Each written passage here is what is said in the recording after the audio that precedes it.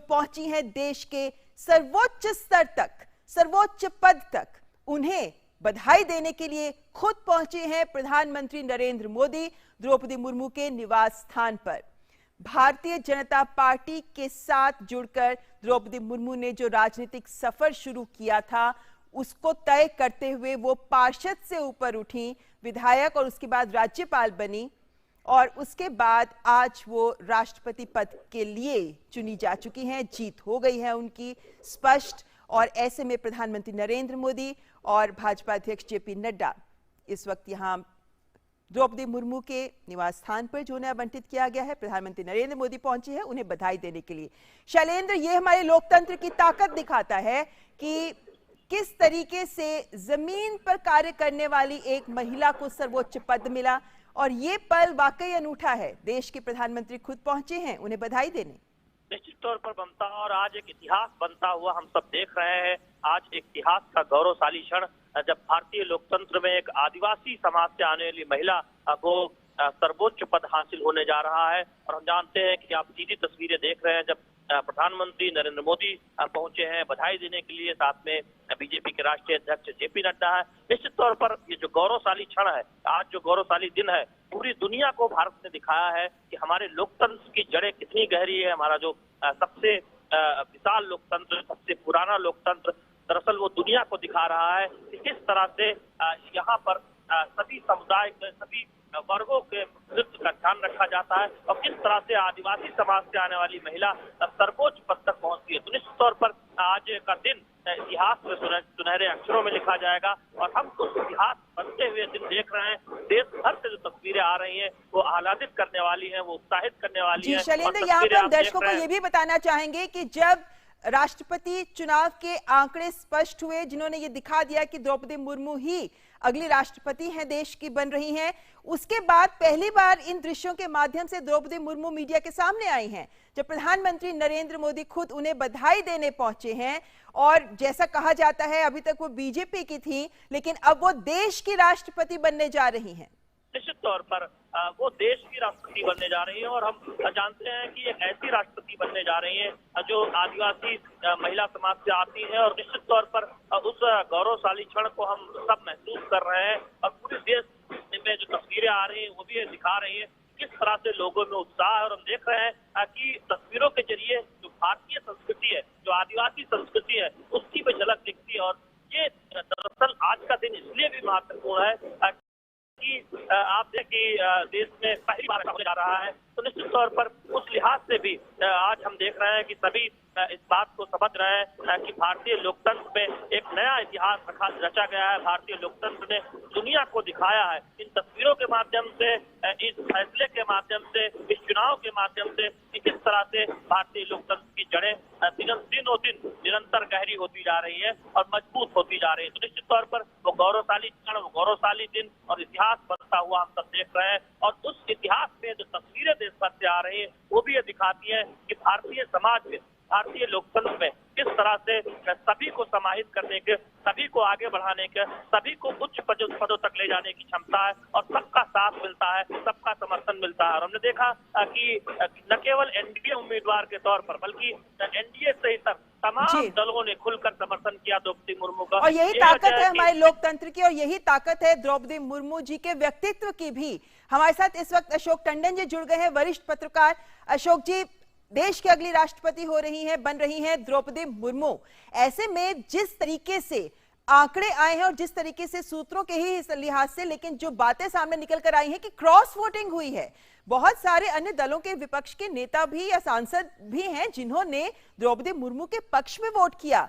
हम ये कह सकते हैं कि दलगत राजनीति से ऊपर उठकर जिस तरीके का समर्थन द्रौपदी मुर्मू को मिला है वो दिखाता है कि किस तरह की शख्सियत और व्यक्तित्व द्रौपदी मुर्मू का है जिसको आज सब ओर से समर्थन मिल रहा है। देखिए, उनकी जीत तो सुनिश्चित थी जी। इस चुनाव से पहले ये लगभग तय था कि एनडीए के उम्मीदवार द्रौपदी मुर्मू जीतने वाली हैं, द्रौपदी जी।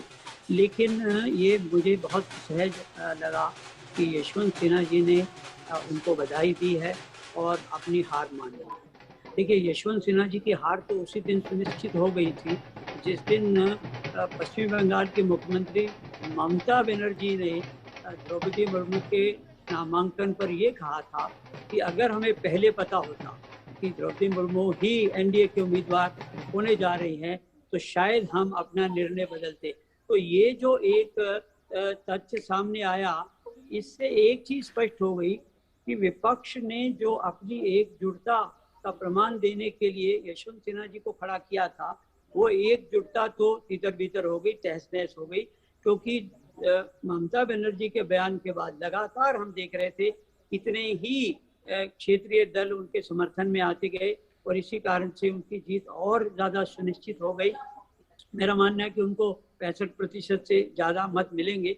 लेकिन इस चुनाव में एक जो पर्दे के पीछे राजनीति हुई, मैं समझता हूँ उसकी चर्चा करनी बहुत आवश्यक है।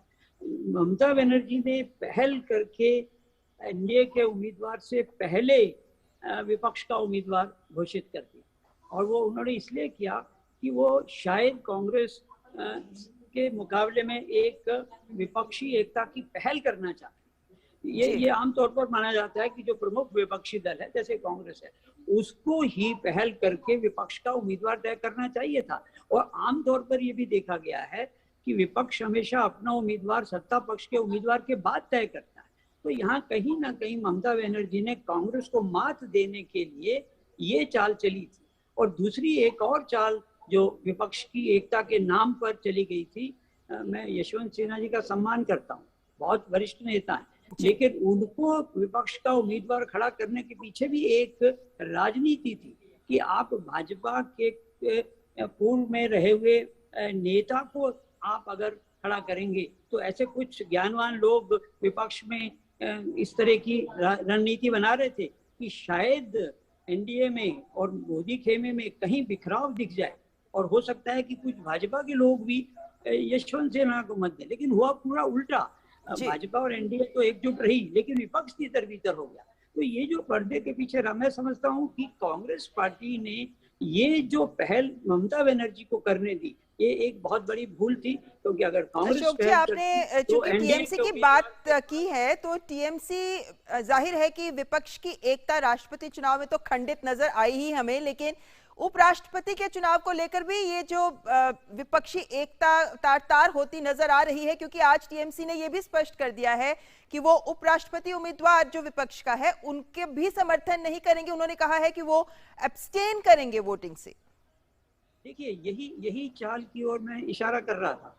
राष्ट्रपति चुनाव में विपक्ष की भूमिका में पहल करने का काम ममता बनर्जी करती हैं, कांग्रेस को नहीं करने देती। लेकिन जब उपराष्ट्रपति पद के लिए विपक्ष के उम्मीदवार को कांग्रेस पहल करती है तो बाकी विपक्षी दलों में से कुछ लोगों को तकलीफ हो रही है। तो ये दिखाता है पर्दे के पीछे। अशोक जी, एक मिनट आपको यहाँ पे रोकना चाहेंगे क्योंकि राष्ट्रपति रामनाथ कोविंद ने भी श्रीमती द्रौपदी मुर्मू को बधाई दी है। उन्होंने ट्वीट संदेश के जरिए लिखा है, Heartiest congratulations, best wishes to Shrimati Draupadi Murmu on being elected as the 15th president of India।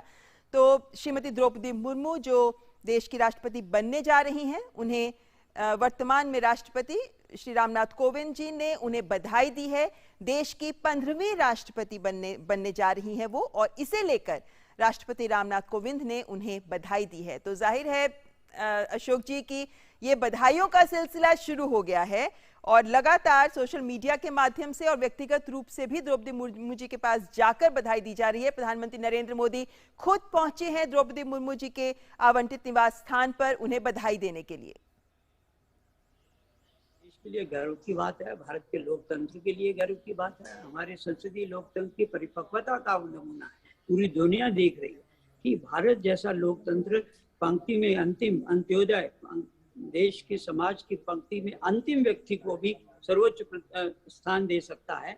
और ये हमारी लेकिन इसमें जो मैं पहले बात कर रहा था राजनीति की, वो विपक्ष की जो पर्दे के पीछे खींचातानी चल रही है कि पहल कौन करे, विपक्ष की भूमिका में तृणमूल कांग्रेस रहे या कांग्रेस रहे, ये एक पहलू है जिसकी ओर मैं समझता हूँ पूरे देश का ध्यान विपक्ष की ओर जाएगा कि एकता नहीं हो पा रही। लेकिन आज का दिन राजनीति का नहीं है, आज का दिन देश के लोकतंत्र को एक तरह से मैं समझता हूँ सल्यूट करने का दिन है, जिन्होंने इस प्रकार से एक सर्वोच्च पद, देश के कमांडर इन चीफ 26 जनवरी के परेड में जो सलामी लेने वाली महिला, वो जो है एक आदिवासी महिला बन रही है।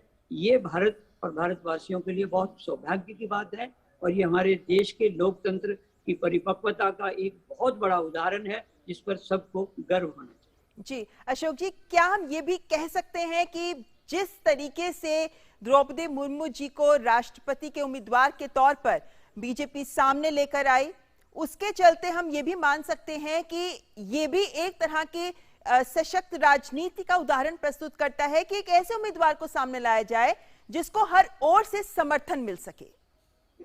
बिल्कुल, देखिए राष्ट्रपति का जो पद है और उसका जो चुनाव है वो किसी तरह की विप से नहीं चलता है।